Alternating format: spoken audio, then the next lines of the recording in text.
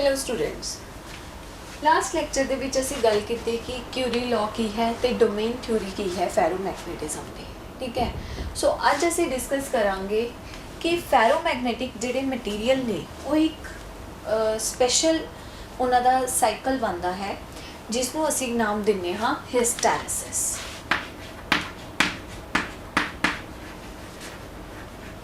ਹਿਸਟੈਰਿਸਿਸ ਕੀ ਹੈ? सपोज करो साढ़े कोल कोई भी फैरोमैगनैटिक मटीरियल है तो सानू पता है असी लास्ट लैक्चर दे विच डिस्कस किया है कि जिहड़ा फैरोमैगनैटिक मटीरियल है ਉਹਦੇ ਵਿੱਚ ਡੋਮੇਨਸ ਹੁੰਦੀਆਂ ਨੇ ਜਿਹਦੇ ਵਿੱਚ ਹਰ ਇੱਕ ਡੋਮੇਨ ਦੇ ਵਿੱਚ ਜਿਹੜੇ ਐਟਮ ਮੋਲੀਕਿਊਲ ਤੇ ਜਾਂ ਆਇਨਸ ਨੇ ਉਹ ਇੱਕ ਡਾਇਰੈਕਸ਼ਨ ਦੇ ਵਿੱਚ ਓਰੀਐਂਟਡ ਹੁੰਦੇ ਨੇ ਤੇ ਉਹਨਾਂ ਦੀ ਕੁਛ ਨਾ ਕੁਛ ਨੈਟ ਡਾਈਪੋਲ ਮੂਵਮੈਂਟ ਹੁੰਦੀ ਹੈ।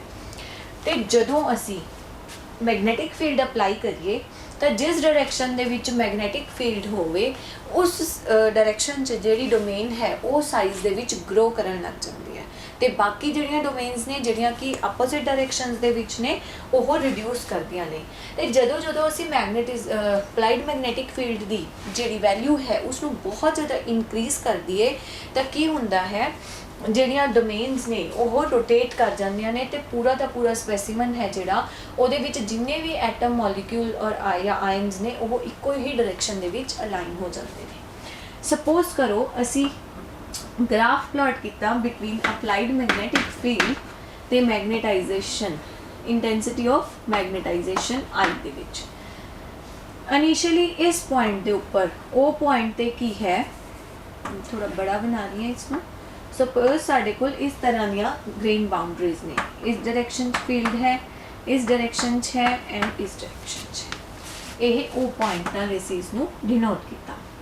हुण मैगनैटिक फील्ड असीं अप्लाई करना शुरू कर दिता इन दिस डायरेक्शन, तां की होएगा, यह जिहड़ी डोमेन है यह साइज़ दे विच ग्रो करना स्टार्ट हो जाएगी ते बाकी जिहड़ियां डोमेन्स ने वो साइज़ दे विच छोटियां हुंदियां जाणगियां। तां इस पॉइंट ते किसे जाके ਇਹਦਾ ਕੀ ਸਟਰਕਚਰ ਬਣੇਗਾ, ਲਾਈਕ ਦਿਸ। ਇਹ ਜਿਹੜੀ ਡੋਮੇਨ ਬਾਉਂਡਰੀ ਹੈ that will grow in size like this।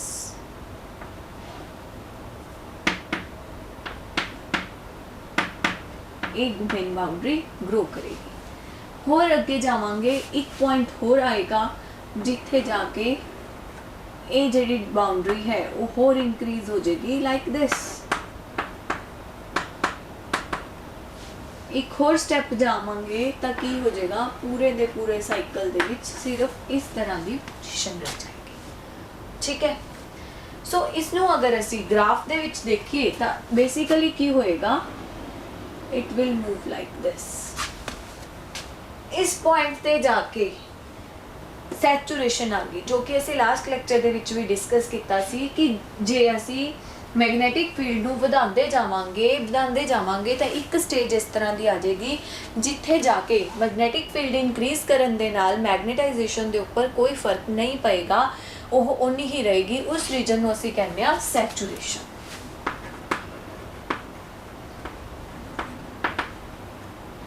A point, suppose इसनूं A point दे नाल डिनोट कर लिया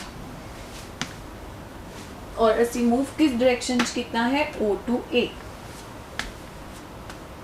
सो ये है जो असी लास्ट लैक्चर तक डिस्कस किया सी कि कोई भी फैरोमैगनैटिक मटीरियल है उसदे विच डोमेन्स ने, डोमेन्स दे विच हर एक डोमेन दे विच जिहड़ी डाइपोल्स दी ओरीएंटेशन है वो एक पर्टिकुलर डायरेक्शन दे विच होएगी ते ओहदे डोमेन दी कुछ ना कुछ डाइपोल मूवमेंट होएगी। बट जे असी ओवरऑल स्पैसीमन दी गल करिए तां सारियां डाइपोल मूवमेंट्स नूं एड ऑन करके रिजल्टेंट है जिहड़ी वो किहदे इक्वल आएगी, 0 दे इक्वल।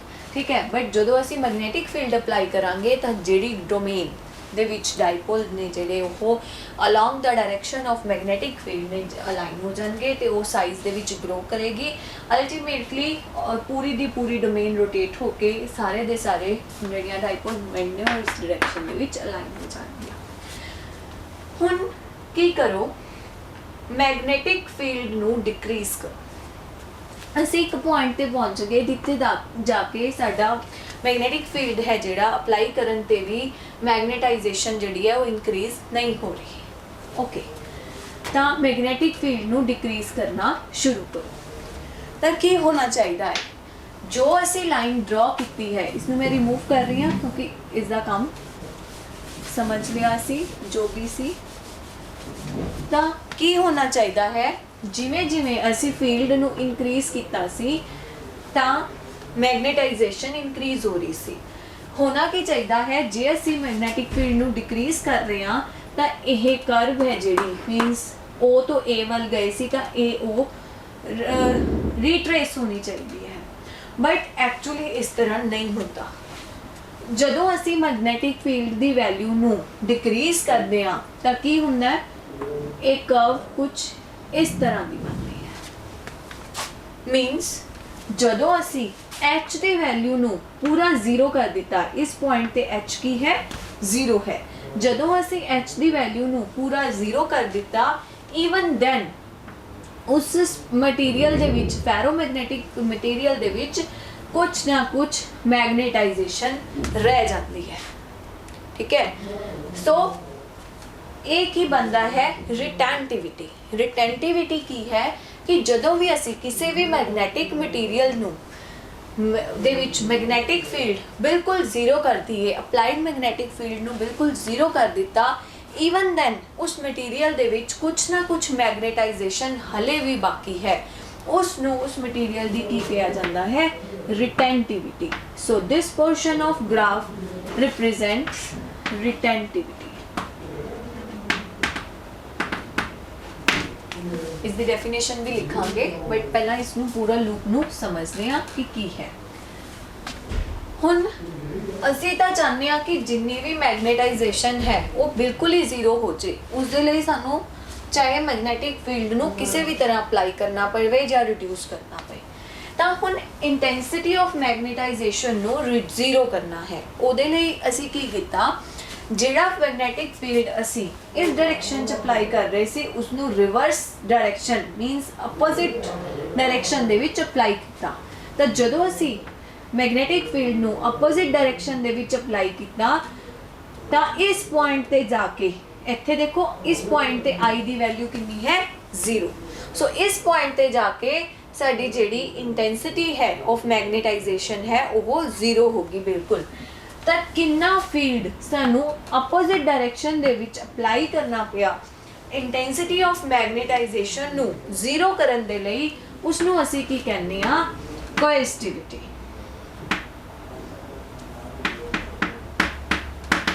ਕੋਇਰਸਿਵਿਟੀ ਉਸ ਨੂੰ ਉਸ ਮਟੀਰੀਅਲ ਦੀ ਕੋਇਰਸਿਵਿਟੀ ਕਹਿੰਦੇ ਆ। ਕਲੀਅਰ? ਸੋ ਅਗਰ ਅਸੀਂ ਇਸ ਲੂਪ ਨੂੰ ਇਸ ਡਾਇਰੈਕਸ਼ਨ ਦੇ ਵਿੱਚ, ਇਸ ਕੁਆਡਰੈਂਟ ਦੇ ਵਿੱਚ ਵੀ ਪਲਾਟ ਕਰਨਾ ਹੈ ਤਾਂ ਕੀ ਕਰਾਂਗੇ? ਅਗੇਨ ਇਸ ਡਾਇਰੈਕਸ਼ਨ 'ਚ। ਸੋ ਇਹ ਜਿਹੜਾ ਲੂਪ ਹੈ ਇਸ ਤਰ੍ਹਾਂ ਦਾ ਬਣ ਜਾਏਗਾ, like this. So it is going like this। ਜਿਹੜਾ ਇਹ ਲੂਪ ਬਣ ਕੇ ਆਇਆ ਹੈ, ਇਸ ਲੂਪ ਨੂੰ ਕਹਿੰਦੇ ਨੇ ਹਿਸਟੈਰਿਸਿਸ ਲੂਪ। ਸੋ ਇਸ ਦੇ ਵਿੱਚ ਕੀ ਹੋ ਰਿਹਾ ਹੈ? ਸਭ ਤੋਂ ਪਹਿਲਾਂ ਅਸੀਂ ਮੈਗਨੈਟਿਕ ਫੀਲਡ ਨੂੰ ਇਨਕਰੀਜ਼ ਕਰ ਰਹੇ ਹਾਂ ਤਾਂ ਇੰਟੈਂਸਿਟੀ ਆਫ ਮੈਗਨੇਟਾਈਜੇਸ਼ਨ ਵੀ ਇਨਕਰੀਜ਼ ਹੋ ਰਹੀ ਹੈ। ਇੱਕ ਪੁਆਇੰਟ ਤੇ ਜਾ ਕੇ ਉਹ ਸੈਚੂਰੇਟ ਹੋ ਰਹੀ ਹੈ। ਇਹ ਰੀਜਨ ਜਿਹੜਾ ਰਿਪਰੈਜ਼ੈਂਟ ਕਰ ਰਿਹਾ ਹੈ ਉਹ ਸੈਚੂਰੇਸ਼ਨ ਨੂੰ ਕਰ ਰਿਹਾ ਹੈ। ਮੀਨਸ ਇਸ ਤੋਂ ਬਾਅਦ ਜਿੰਨਾ ਮਰਜ਼ੀ ਮੈਗਨੈਟਿਕ ਫੀਲਡ ਅਸੀਂ ਅਪਲਾਈ ਕਰੀ ਜਾਈਏ, ਇੰਟੈਂਸਿਟੀ ਆਫ ਮੈਗਨੇਟਾਈਜੇਸ਼ਨ ਹੈ ਜਿਹੜੀ ਉਹ ਇਨਕਰੀਜ਼ ਨਹੀਂ ਹੋਏਗੀ। ਬਟ ਫਿਰ ਅਸੀਂ ਮੈਗਨੈਟਿਕ ਫੀਲਡ ਨੂੰ ਡਿਕਰੀਜ਼ ਕਰਨਾ ਸ਼ੁਰੂ ਕਰ ਦਿੱਤਾ ਤਾਂ ਇੱਕ ਪੁਆਇੰਟ ਤੇ ਜਾ ਕੇ ਮੈਗਨੈਟਿਕ ਫੀਲਡ ਦੀ ਵੈਲਿਊ ਨੂੰ ਅਸੀਂ 0 ਕਰ ਦਿੱਤਾ। ਬਟ ਉਸ ਕੇਸ ਦੇ ਵਿੱਚ ਵੀ ਸਾਡੇ ਕੋਲ ਕੁਛ ਨਾ ਕੁਛ ਇੰਟੈਂਸਿਟੀ ਆਫ ਮੈਗਨੇਟਾਈਜੇਸ਼ਨ ਰਹਿ ਗਈ ਹੈ ਮਟੀਰੀਅਲ 'ਚ। ਤਾਂ ਜਿੰਨੀ ਇੰਟੈਂਸਿਟੀ ਆਫ ਮੈਗਨੇਟਾਈਜੇਸ਼ਨ ਮਟੀਰੀਅਲ ਦੇ ਵਿੱਚ ਰਹਿ ਗਈ ਉਸ ਨੂੰ ਅਸੀਂ ਲੈਂਦੇ ਹਾਂ ਰਿਟੈਂਟਿਵਿਟੀ। ਸੋ ਰਿਟੈਂਟਿਵਿਟੀ ਕੀ ਹੈ? capacity of it is the capacity of a magnetic material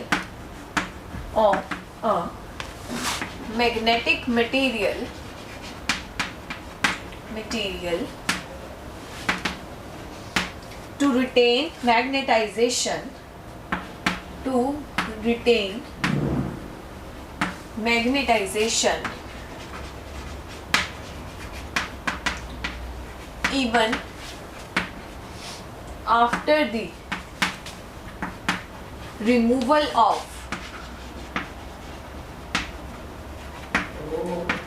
magnetic field.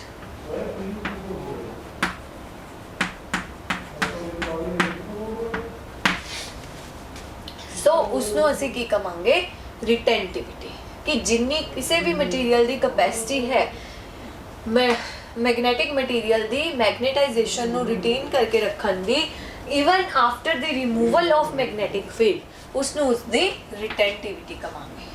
ਠੀਕ ਹੈ, ਹੁਣ ਅਸੀਂ ਕੀ ਕੀਤਾ, ਮੈਗਨੈਟਿਕ ਫੀਲਡ ਨੂੰ ਆਪੋਜ਼ਿਟ ਡਾਇਰੈਕਸ਼ਨ ਦੇ ਵਿੱਚ ਅਪਲਾਈ ਕੀਤਾ ਤਾਂ ਕਿ ਇਸ ਨੂੰ ਰਿਡਿਊਸ ਕਰਕੇ ਜ਼ੀਰੋ ਕੀਤਾ ਜਾ ਸਕੇ। ਤਾਂ ਕਿੰਨਾ ਸਾਨੂੰ ਮੈਗਨੈਟਿਕ ਫੀਲਡ ਅਪਲਾਈ ਕਰਨਾ ਪਿਆ ਆਪੋਜ਼ਿਟ ਡਾਇਰੈਕਸ਼ਨ ਦੇ ਵਿੱਚ ਕਿ ਇੰਟੈਂਸਿਟੀ ਆਫ ਮੈਗਨੇਟਾਈਜੇਸ਼ਨ ਨੂੰ ਜ਼ੀਰੋ ਕੀਤਾ ਜਾ ਸਕੇ, ਉਸਨੂੰ ਅਸੀਂ ਕੀ ਕਹਾਂਗੇ, ਕੋਐਰਸਿਵਿਟੀ। ਠੀਕ ਹੈ, ਸੋ ਕੋਐਰਸਿਵਿਟੀ ਕੀ ਹੈ ਸਾਡੀ,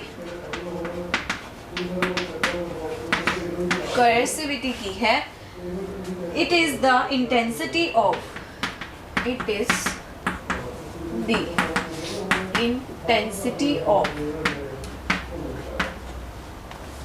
applied field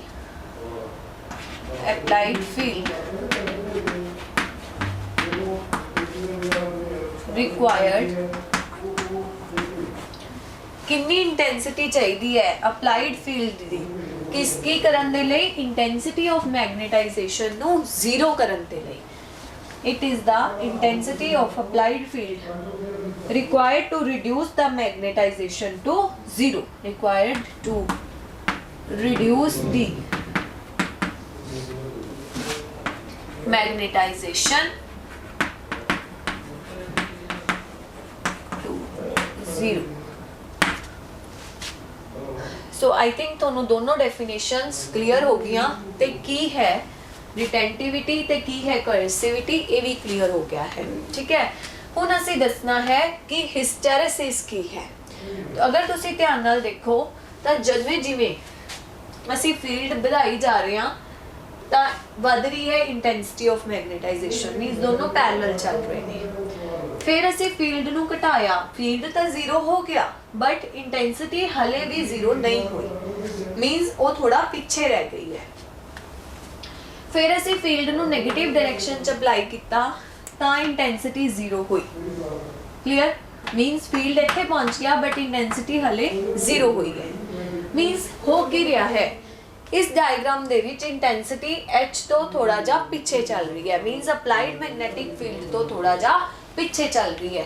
ਜਦੋਂ ਇਹ ਪਿੱਛੇ ਚੱਲ ਰਹੀ ਹੈ, ਇਸ ਰੇਸ ਨੂੰ ਜਿਹਦੇ ਵਿੱਚ ਇਹ ਪਿੱਛੇ ਰਹਿ ਜਾਂਦੀ ਹੈ, ਉਸ ਨੂੰ ਅਸੀਂ ਕੀ ਨਾਮ ਦਿੱਤਾ ਹੈ, ਹਿਸਟੈਰਿਸਿਸ।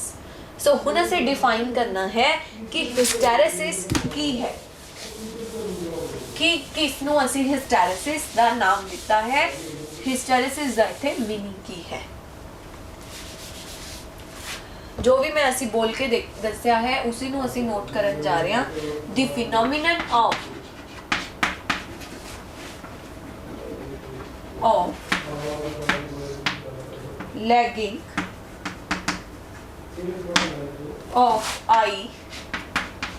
lagging of eye behind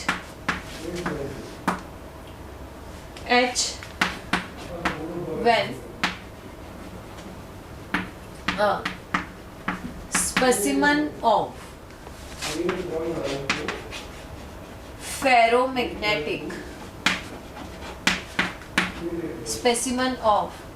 ferromagnetic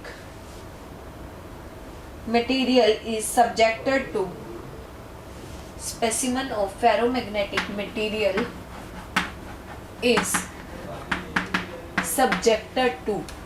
ਜਦੋਂ ਅਸੀਂ ਕਿਸੇ ਵੀ ਫੈਰੋਮੈਗਨੈਟਿਕ ਮਟੀਰੀਅਲ ਨੂੰ ਸਪੈਸੀਮਨ ਨੂੰ ਮਟੀਰੀਅਲ ਨੂੰ ਸਬਜੈਕਟ ਕਰੀਏ, ਸਬਜੈਕਟਡ ਟੂ ਆ cycle of magnetization is known as hysteresis.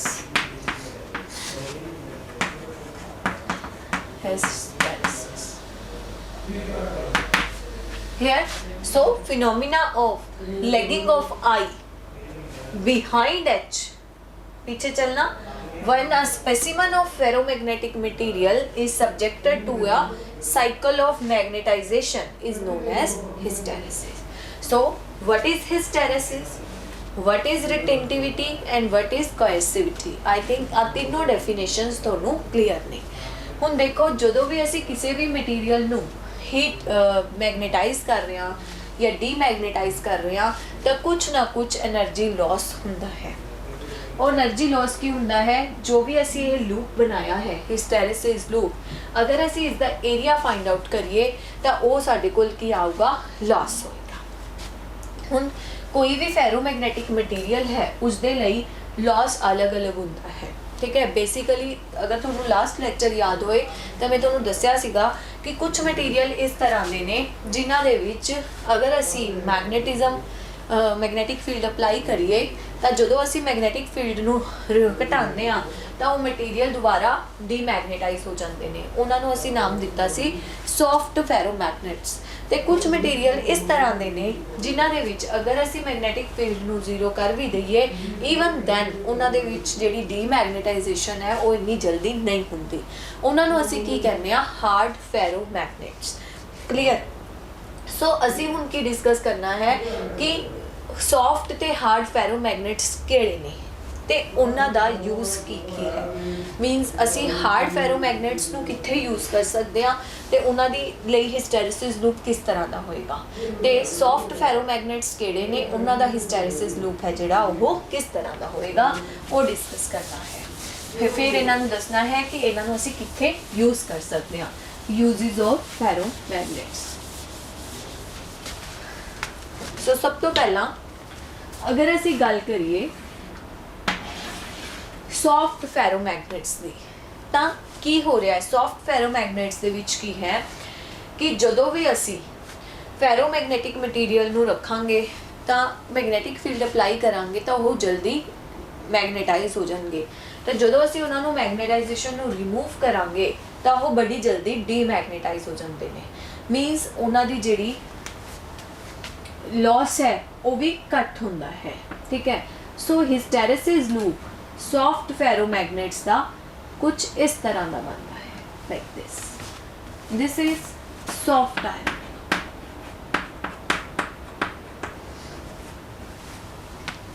Clear. बहुत ही स्लीक ते ਇਹਦੇ ਵਿੱਚ ਜਿਹੜੀ ਕੋਐਰਸਿਵਿਟੀ है वो बहुत घट है ते रिटेंटिविटी ज़्यादा है।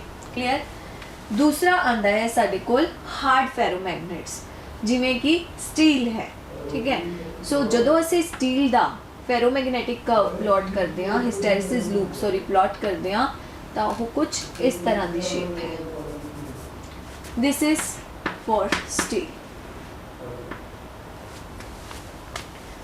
अगर असीं दोनों नूं बड़े ध्यान नाल ऑब्जर्व करिए तो की हो रहा है, जिहड़ा स्टील है मीनस जिहड़ा कि हार्ड फैरोमैगनेट है ਉਹਦੀ ਜਿਹੜੀ ਰਿਟੈਂਟਿਵਿਟੀ ਹੈ ਉਹ ਘੱਟ ਹੈ, ਬਟ ਜਿਹੜੀ ਕੋਐਰਸਿਵਿਟੀ ਹੈ ਉਹ ਜ਼ਿਆਦਾ ਹੈ। ਕੋਐਰਸਿਵਿਟੀ ਦਾ ਜ਼ਿਆਦਾ ਹੋਣ ਦਾ ਕੀ ਮਤਲਬ ਹੈ ਕਿ ਇਹ ਜਲਦੀ ਡੀਮੈਗਨੇਟਾਈਜ਼ ਨਹੀਂ ਹੋਏਗਾ, ਠੀਕ ਹੈ। ਸੋ ਜਿਹੜਾ ਸਟੀਲ ਹੈ ਉਸ ਨੂੰ ਅਸੀਂ ਕਿੱਥੇ ਯੂਜ਼ ਕਰਦੇ ਹਾਂ, ਫॉर ਮੇਕਿੰਗ ਪਰਮਾਨੈਂਟ ਮੈਗਨੇਟਸ। मैग्नेट्स ਜਦੋਂ ਅਸੀਂ ਪਰਮਾਨੈਂਟ ਮੈਗਨੇਟਸ ਬਣਾਉਣੀਆਂ ਨੇ ਉਹਦੇ ਲਈ ਸਾਡੇ ਕੋਲ ਕੀ ਹੋਣਾ ਜ਼ਰੂਰੀ ਹੈ ਕਿ ਜਿਹੜੀ ਮੈਗਨੇਟ ਹੈ ਉਹ ਜਲਦੀ ਡੀਮੈਗਨੇਟਾਈਜ਼ ਨਾ ਹੋਏ, ਠੀਕ ਹੈ। ਸੋ ਜਲਦੀ ਡੀਮੈਗਨੇਟਾਈਜ਼ ਨਾ ਹੋਵੇ ਉਹਦੇ ਲਈ ਕੀ ਹੋਣਾ ਚਾਹੀਦਾ ਹੈ, ਉਸਦੀ ਕੋਐਰਸਿਵਿਟੀ ਜ਼ਿਆਦਾ ਹੋਣੀ ਚਾਹੀਦੀ ਹੈ। ਮੀਨਸ ਸਾਨੂੰ ਮੈਗਨੈਟਿਕ ਫੀਲਡ ਜਿਹੜਾ ਆਪੋਜ਼ਿਟ ਡਾਇਰੈਕਸ਼ਨ ਦੇ ਵਿੱਚ ਅਪਲਾਈ ਕਰਨਾ ਹੈ ਤਾਂ ਕਿ ਜਿਹੜਾ ਸਪੈਸੀਮਨ ਹੈ ਉਸਦੀ ਮੈਗਨੇਟਾਈਜੇਸ਼ਨ ਜ਼ੀਰੋ ਹੋ ਸਕੇ, ਉਹ ਜ਼ਿਆਦਾ ਹੋਣੀ ਚਾਹੀਦੀ ਹੈ ਵੈਲਿਊ। ਨੋ ਡਾਊਟ ਇਸ ਦੇ ਵਿੱਚ ਰਿਟੈਂਟਿਵਿਟੀ ਘੱਟ ਹੈ, ਬਟ ਜਿਹੜੀ ਕੋਐਰਸਿਵਿਟੀ ਹੈ ਉਹ ਬਹੁਤ ਇੰਪੋਰਟੈਂਟ ਰੋਲ ਪਲੇ ਕਰਦੀ ਹੈ। ਸੋ ਜਦੋਂ ਵੀ ਅਸੀਂ ਪਰਮਾਨੈਂਟ ਮੈਗਨੇਟਸ ਬਣਾਉਣੇ ਨੇ ਉਸ ਦੇ ਲਈ ਅਸੀਂ ਕਿਹੜੇ ਮਟੀਰੀਅਲਸ ਯੂਜ਼ ਕਰਾਂਗੇ, ਹਾਰਡ ਫੈਰੋਮੈਗਨੇਟਸ।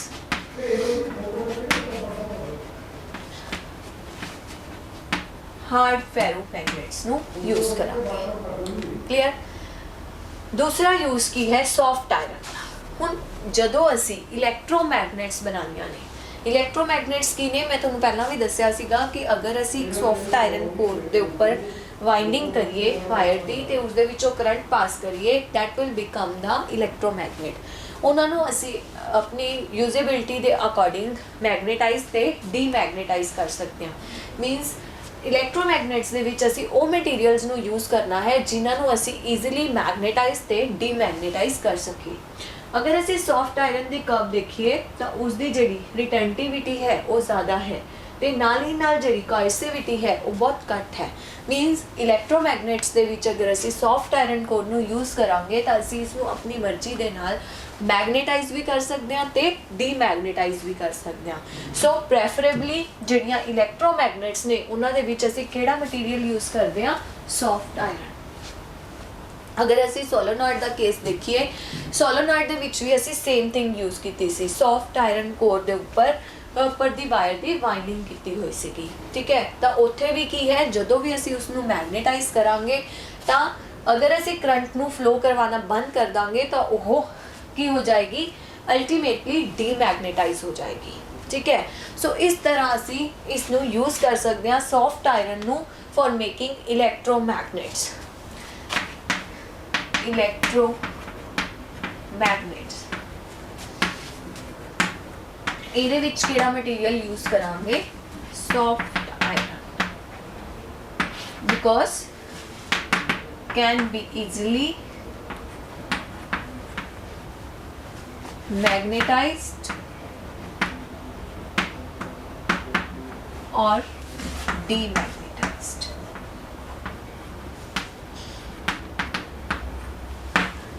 easily इसको मैग्नेटाइज भी कर सकते हैं ते डीमैग्नेटाइज भी कर सकते हैं। ते लास्ट साडे कोल विच आंदा है ट्रांसफॉर्मर्स। ट्रांसफॉर्मर कोर्स ਦੇ ਵਿੱਚ ਵੀ ਸੇਮ ਥਿੰਗ ਹੈ, ਸਾਨੂੰ ਇੱਕ ਇਦਾਂ ਦਾ ਮਟੀਰੀਅਲ ਚਾਹੀਦਾ ਹੈ ਜਿਸ ਨੂੰ ਅਸੀਂ ਈਜ਼ੀਲੀ ਮੈਗਨੇਟਾਈਜ਼ ਤੇ ਡੀਮੈਗਨੇਟਾਈਜ਼ ਕਰ ਸਕੀਏ। ਸੋ ਉੱਥੇ ਵੀ ਅਸੀਂ ਕੀ ਯੂਜ਼ ਕਰਦੇ ਹਾਂ? ਸੌਫਟ ਆਇਰਨ ਕੋਰ, ਜਿਹਦੇ ਵਿੱਚ ਮੈਗਨੇਟਾਈਜੇਸ਼ਨ ਤੇ ਡੀਮੈਗਨੇਟਾਈਜੇਸ਼ਨ ਹੈ ਜਿਹੜੀ ਉਹ ਈਜ਼ੀਲੀ ਹੋ ਸਕੇ। ਸੋ ਇਹ ਐਗਜ਼ਾਮ ਪੁਆਇੰਟ ਆਫ ਵਿਊ ਦੇ ਨਾਲ ਵੀ ਬਹੁਤ ਇੰਪੋਰਟੈਂਟ ਹੈ, क्योंकि जनरली एग्जाम ਦੇ ਵਿੱਚ ਇਹ क्वेश्चन पूछा जाता है कि डिफरेंशिएट करो between soft iron and steel, ठीक है। तो इन्हां दा यूज़ कित्थे कीता जाता है? इलैक्ट्रोमैगनेट्स दे विच तां असीं दसता, क्योंकि इन्हां दे विच ईਜ਼ਲੀ मैगनेटाइज ते डीमैगनेटाइज होने वाले मटीरियल की जरूरत है, that's why we have taken this soft iron. What about transformer?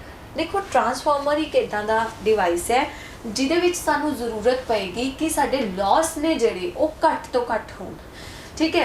ਹੁਣ ਲਾਸ ਦੀ ਅਗਰ ਗੱਲ ਦੇਖੀਏ ਤਾਂ ਮੈਂ ਤੁਹਾਨੂੰ ਦੱਸ ਕੇ ਚੁੱਕੀ ਹਾਂ ਕਿ ਜਿਹੜਾ ਵੀ ਇਹ ਲੂਪ ਬਣਿਆ ਹੋਇਆ ਇਹਦੇ ਵਿੱਚ ਮੈਗਨੇਟਾਈਜੇਸ਼ਨ ਤੇ ਮੈਗਨੇਟਾਈਜੇਸ਼ਨ ਕਰਨ ਤੇ એનર્ਜੀ ਲਾਸ ਹੋਏਗਾ। ਸੋ એનર્ਜੀ ਲਾਸ ਕਿਸ ਦੇ ਇਕੁਅਲ ਹੋਏਗਾ? ਇਸ ਲੂਪ ਦਾ ਕਿੰਨਾ ਏਰੀਆ ਹੈ ਉਸ ਦੇ ਉੱਪਰ ਡਿਪੈਂਡ ਕਰੇਗਾ। ਹੁਣ ਅਗਰ ਏਰੀਆ ਜ਼ਿਆਦਾ ਹੈ ਇਹਦਾ ਮਤਲਬ ਕੀ ਹੈ? ਉਸ ਲੂਪ ਦੇ ਵਿੱਚ ਲਾਸ ਵੀ ਜ਼ਿਆਦਾ ਹੈ। ਅਗਰ ਏਰੀਆ ਘੱਟ ਹੈ ਇਹਦਾ ਮਤਲਬ ਕੀ ਹੈ ਕਿ ਉਸ ਲੂਪ ਦੇ ਜਿਹੜੇ ਲਾਸ ਨੇ ਉਹ ਵੀ ਘੱਟ ਨੇ। ਹੁਣ ਟਰਾਂਸਫਾਰਮਰ ਦੇ ਲਈ ਸਾਨੂੰ ਕਿੱਦਾਂ ਦਾ ਮਟੀਰੀਅਲ ਚਾਹੀਦਾ ਹੈ ਜਿਹਦੇ ਵਿੱਚ ਲਾਸਿਸ ਨੇ ਜਿਹੜੇ ਉਹ ਮਿਨੀਮਮ ਹੋਣ? Loss should be minimum.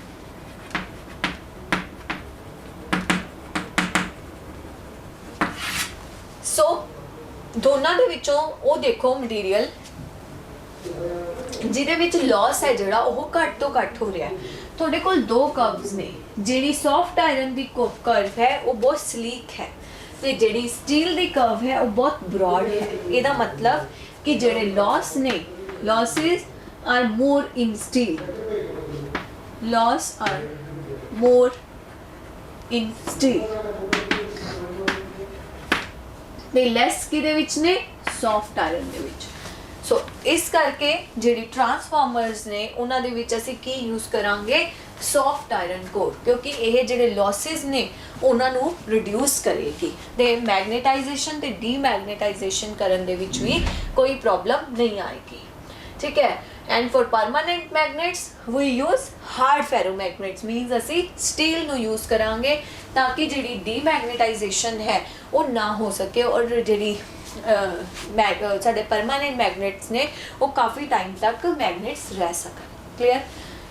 So students इत्थे तक असी डिस्कस किया कि हिस्टैरिसिस की है, फेरोमैग्नेटिक मटीरियल्स ने जिहड़े वो हिस्टैरिसिस क्यों शो करते हैं, क्योंकि उन्हां दे विच डोमेन स्ट्रक्चर हुंदियां ने। जिवें जिवें असी अपलाइड मैगनेटिक फील्ड नूं इनक्रीज करांगे उस तरह जिहड़ियां डोमेन्स ने वो ग्रो करना स्टार्ट करनगियां जिस डायरैक्शन दे विच असी फील्ड अप्लाई किया होया है। तो एक पॉइंट इस तरह का आएगा जो असी फील्ड नूं इनक्रीज करी जा रहे हैं जिथे जाके सारियां दे सारियां डोमेन बाउंड्रीज ने जिहड़ियां वो रोटेट हो जाएगियां ते स्पैसीमन मैगनेटाइज हो जाएगा। हुण अकॉर्डिंग टू रूल्स होना की चाहिए सी कि अगर असी मैगनेटिक फील्ड नूं रिड्यूस करिए तो सेम पाथ रीट्रेस होना चाहिए सी, पर इस तरह नहीं होता। Even when we have reduced the applied field to zero some magnetization left in the material ते उसनों मटीरियल दी रिटेंटिविटी कहा जाता है। कोई मटीरियल कितनी देर तक फील्ड नूं जीरो करन तो बाद उसनों रिटेन करके रख सकता है वो उस मटीरियल दी रिटेंटिविटी है। जिन्नी उसकी रिटेंटिविटी ज़्यादा होएगी मीनस मटीरियल उन्नी देर तक ज़्यादा मैगनेटाइज रहेगा even after the removal of applied magnetic field. हुण अगर असी उस फील्ड नूं जीरो करना चाहते हैं तो की करना पेगा, ऑपोजिट डायरैक्शन दे विच मैगनेटिक फील्ड अप्लाई करना पेगा। तो कितना फील्ड सानू ऑपोजिट डायरैक्शन दे विच अप्लाई करना पेगा मैगनेटाइजेशन नू जीरो करन दे लई उसनू की कहंदे ने कोएसिविटी। उस मटीरियल दी कोएसिविटी ते ओ दसेगी कि डीमैगनेटाइज कितना स्ट्रोंगली होएगा मटीरियल। मैगनेटाइज करन तो बाद डीमैगनेटाइज करन दे लई जिन्ना फील्ड ज़्यादा अप्लाई करना पिया मीनस ओह जिहड़ा मटीरियल है वो की है हार्ड फेरोमैग्नेट। जिन्ना फील्ड सानू ज़्यादा अप्लाई करना पिया उस मटीरियल नू डीमैगनेटाइज करन दे लई। क्लियर। सो वो किस कैटेगरी दे विच आएगा, स्टील दी कैटेगरी दे विच आएगा मीनस हार्ड फेरोमैग्नेट। उन्हां मटीरियल्स दे लई जिहड़ा एनर्जी लॉस है वो भी ज़्यादा होएगा, ठीक है, करंट लॉस ज़्यादा होएगा और उन्हां मटीरियल दी जिहड़ी रिटेंटिविटी है वो घट होएगी, कोएसिविटी की होएगी ज़्यादा होएगी। ठीक है। तो दूसरी साइड पे वो मटीरियल्स ने जिन्हां दे विच थोड़ा जिहा फील्ड अप्लाई करन ते ही वो डीमैगनेटाइज हो जाएंगे, जिस तरह की सॉफ्ट आयरन। देखो इसकी जिहड़ी कोएसिविटी दी वैल्यू है वो बहुत घट है as compared to the retentivity. So थोड़ा जिहा फील्ड ही अपोजिट डायरैक्शन दे विच अप्लाई करन तो बाद वो मटीरियल डीमैगनेटाइज हो जाएगा। इस तरह के मटीरियल्स नूं असीं कहने आ सॉफ्ट फेरोमैग्नेट्स। ते ये कित्थे यूज़ किए जाते हैं, इलैक्ट्रोमैगनेट्स बनाने ते ट्रांसफार्मर। इलैक्ट्रोमैगनेट्स क्यों, क्योंकि सानू इत्थे इस तरह के मटीरियल चाहिए ने इलैक्ट्रोमैगनेट्स दे विच जिहड़े ईजिली मैगनेटाइज ते डीमैगनेटाइज हो सकन। सो इस तरह की प्रॉपर्टी किहड़े मटीरियल शो करता है, सॉफ्ट आयरन। ते ट्रांसफार्मर दे विच सानू की रिक्वायरमेंट है कि जिहड़ा भी साडा मटीरियल है उस दे विच जिहड़े लॉस ने वो घट तो घट होण। ते लॉस कड्ढण दे लई असीं की यूज़ करते हैं, एरिया ऑफ दिस लूप। तो देखो दोनों दे विचों किस लूप का जिहड़ा एरिया है वो घट है। सो सॉफ्ट आयरन का अगर असीं एरिया देखिए तो that is small as compared to the steel.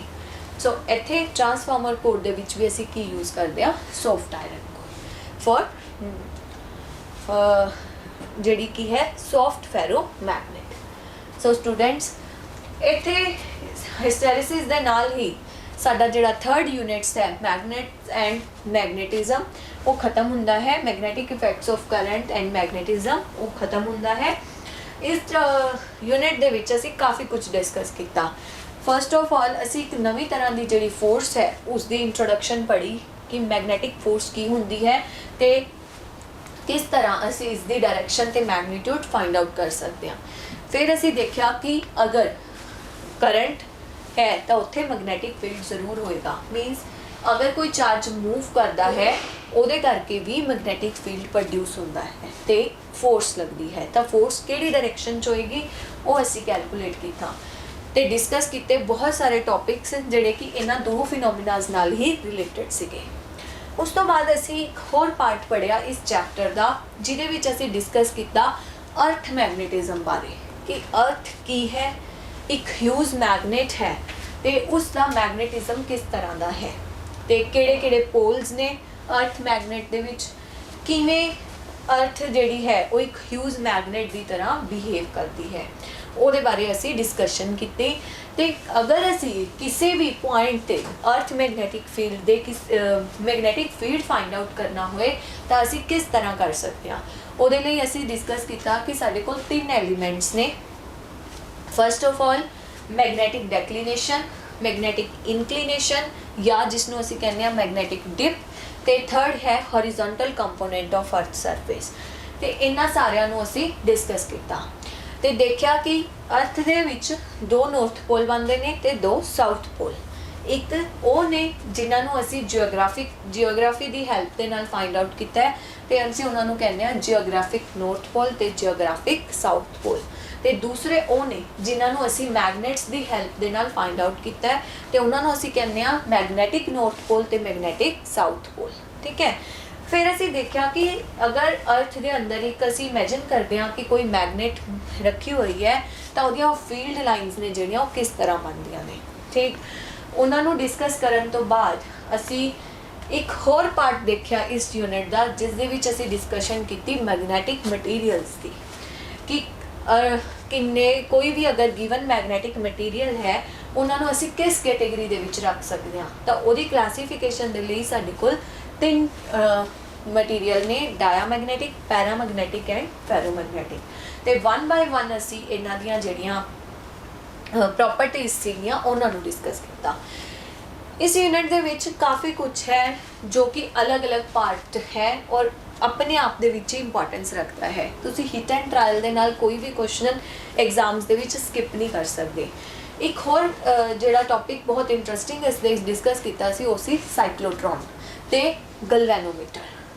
किस तरह असी गलवैनोमीटर नूं कंस्ट्रक्ट कर सकते हैं, किवें जिहड़ा गलवैनोमीटर है वो वर्क करता है। तो इत्थे मैं तुहानूं बड़ा ही इंटरस्टिंग एक होर टॉपिक दस्सिया सी रेडियल मैगनैटिक फील्ड की हुंदा है ते उसनूं असी यूज़ कीता सी for the working of galvanometer construction ते वर्किंग दे विच।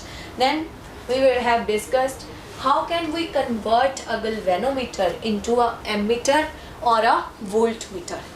तो अगर असी सर्किट दे विच लगाना होवे किसी एमीटर नूं ते वोल्टमीटर नूं तां असी किस तरह कनैक्ट करांगे। सो काफ़ी कुछ है इस यूनिट दे विच। अज असी यूनिट नूं फिनिश किया तो तुसी दोबारा एक बार अपना सिलेबस जिहड़ा है उसनूं देखना है ते रिवाइज करना है। किसी भी लैक्चर दे विच कोई भी प्रॉब्लम है तुसी डिस्कस कर सकते हो। सो नैक्सट लैक्चर दे विच असी डिस्कस करांगे, शुरू करांगे अपना न्यू यूनिट इलैक्ट्रोमैगनैटिक इंडक्शन। हुण तक असी स्टडी ये किया है कि करंट है, चार्ज मूव करता है तो करंट फ्लो करता है, करंट है तो उत्थे मैगनैटिक फील्ड है।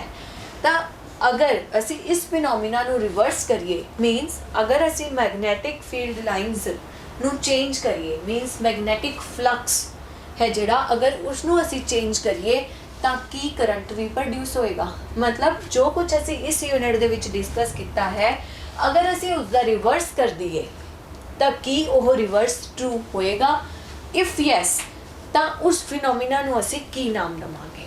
क्लियर। सो अज दे लैक्चर दे लई इन्ना ही। मिलांगे अपने अगले लैक्चर दे विच ते शुरुआत करांगे अपने नवे यूनिट दी इलैक्ट्रोमैगनैटिक इंडक्शन की हुंदा है। सो अज दे लई इन्ना ही। Thank you.